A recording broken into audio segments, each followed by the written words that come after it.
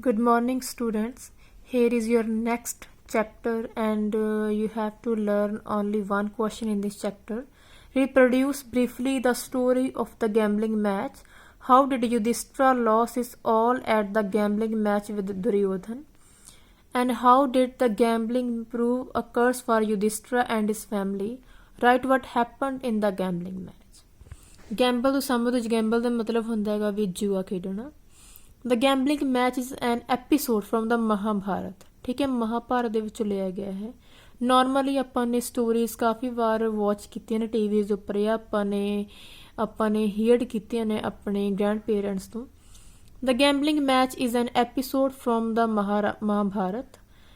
It describes how the evil of gambling led Yudhishthira to his doom. ਵੀ ਕਿਸ ਤਰ੍ਹਾਂ ਇੱਕ ਜਿਹੜੀ ਬੁਰਾਈ ਸੀਗੀ ਉਹਨੇ ਯੁਧਿਸ਼ਟਰਾ ਨੂੰ ਕਿਵੇਂ ਲੀਡ ਕੀਤਾ ਆਪਣੇ ਡੂਮ ਤੱਕ ਪਹੁੰਚਣ ਦੇ ਲਈ। One day a gambling match was organised between Duryodhana and Yudhishthira. Duryodhana's cunning uncle, ਉਹਦੇ ਮਤਲਬ ਇੱਕ ਅੰਕਲ ਹੁੰਦੇ ਨੇ ਕਲੈਵਰ, ਆਪਾਂ ਮਤਲਬ ਉਹਦੇ ਵਿੱਚ ਉਹਦੇ ਮਾਮਾ ਹੀ ਸੀਗੇ ਉਹ Shakuni. Laid a clever trap from which Yudhishthira could have no escape। ਉਹ ਮਤਲਬ ਇੱਕ ਐਵੇਂ ਦਾ ਟਰੇਪ ਵਿਛਾਉਂਦਾ, ਇੱਕ ਐਵੇਂ ਦਾ ਜਾਲ ਵਿਛਾਉਂਦੇ ਵਿੱਚ ਮਤਲਬ ਕੀ ਹੁੰਦਾ, ਯੁਧਿਸ਼ਟਰ ਨੂੰ ਲੰਘਣਾ ਬਾਹਰ ਨਿਕਲਣ ਦਾ ਕੋਈ ਰਸਤਾ ਹੀ ਨਹੀਂ ਹੁੰਦਾ। He got the dice made in such a way that one side was heavier than the other. ਉਹ ਐਵੇਂ ਦੀ ਇੱਕ ਡਾਈਸ ਬਣਾਉਂਦਾ ਹੁੰਦਾ ਹੈ ਜਿਹਦੇ ਵਿੱਚ ਇੱਕ ਸਾਈਡ ਦੂਸਰੇ ਤੋਂ ਵੱਧ ਹੈਵੀ ਹੋਏਗੀ। ਦ ਮੈਚ ਬਿਗੇਨ, ਮੈਚ ਕੀ ਹੋਇਆ, ਸ਼ੁਰੂ ਹੋਇਆ। Shakuni threw the dice for Duryodhana. Shakuni ਕੀ ਹੈ, ਡਾਈਸ ਸਿੱਟਦਾ ਦੁਰਯੋਧਨਾ ਤੇ। Since the cunning uncle knew the secret, each throw resulted in a win for Duryodhana। Shakuni ਨੂੰ ਆਲਰੇਡੀ ਪਤਾ ਹੁੰਦਾ ਹੈ ਕਿ ਰਿਜ਼ਲਟ ਦੇ ਵਿੱਚ ਦੁਰਯੋਧਨਾ ਹੀ ਜੇਤੂ ਹੋਏਗਾ।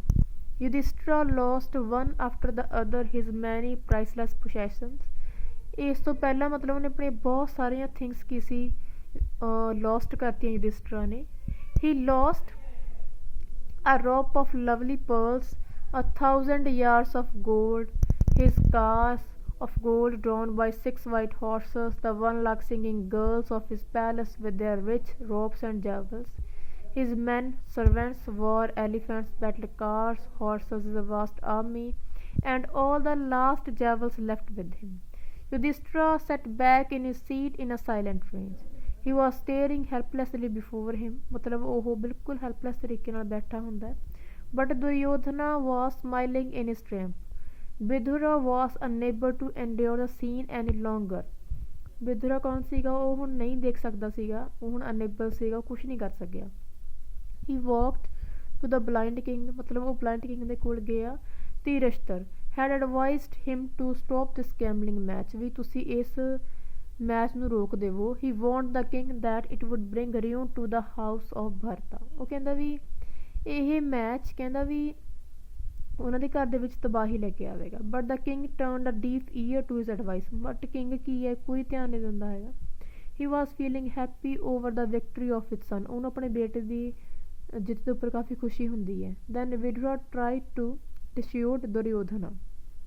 ਫਿਰ ਕੀ ਹੈ, ਵਿਦੁਰਾ ਟਰਾਈ ਕਰਦਾ ਹੈ ਦੁਰਯੋਧਨ ਨੂੰ ਡਿਸ਼ੋਰਟ ਕਰਨ ਦੇ ਲਈ। But Duryodhana spoke most insult, ਮਤਲਬ ਦੁਰਯੋਧਨ ਕੀ ਉਹਦੀ ਇਨਸਲਟ ਕਰਦਾ ਹੈ। He called Vidura a serpent and asked him to leave the hall। ਉਹ ਕਹਿੰਦਾ ਵੀ ਤੂੰ ਇੱਥੋਂ ਚਲਾ ਜਾ। After Vidura had left, the gambling match started again। ਦੁਬਾਰਾ ਫਿਰ ਮੈਚ ਸਟਾਰਟ ਹੁੰਦਾ। The same thing happened as before। Shakuni threw the dice and each time there was a win for Duryodhana। ਹਰ ਵਾਰ ਜੇਤੂ ਕੌਣ, ਦੁਰਯੋਧਨ ਹੀ ਜੇਤੂ ਹੁੰਦਾ ਹੈ। By his cunning uncle and sarcastic remarks, he provoked Yudhishthira to play on and on. Yudhishthira lost every other thing that was left with him and even his kingdom. When Vidura heard this, he came back into the hall. He once again requested the Yudhishthira to stop the match, but the king turned away his face saying, "Don't interfere." ਦੁਬਾਰਾ ਫਿਰ ਯੁਧਿਸ਼ਠਰ ਕਹਿੰਦਾ ਹੈ ਵੀ ਤੂੰ interfere ਨਾ ਕਰ ਇੱਥੇ।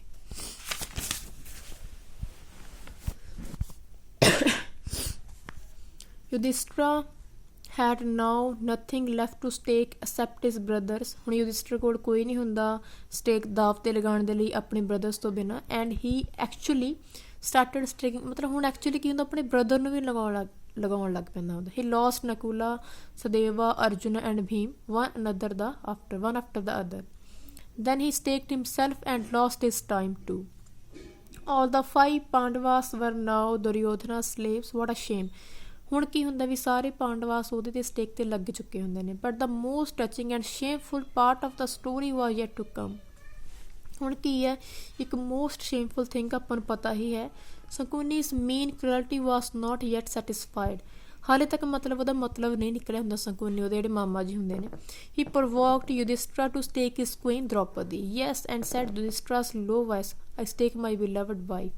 There was a loud cries of shame from all corners of the hall। ਸਾਰੇ ਹਾਲ ਦੇ ਵਿੱਚੋਂ ਸ਼ੇਮ ਦੀ ਗੱਲ ਆ ਰਹੀ ਹੁੰਦੀ ਹੈ, ਲੋਕ ਚਲਾ ਰਹੇ ਹੁੰਦੇ ਨੇ। The old Bhishma hid his face in his hands।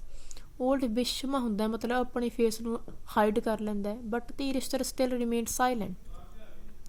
Shakuni threw the dice, first a 3 and a 5, then Yudhishthira threw and the dice fell 6 and 1, thus Draupadi too became Yudhishthira's slave। So that is your question, and you have to learn only one question and all short questions। Thanks, have a nice day।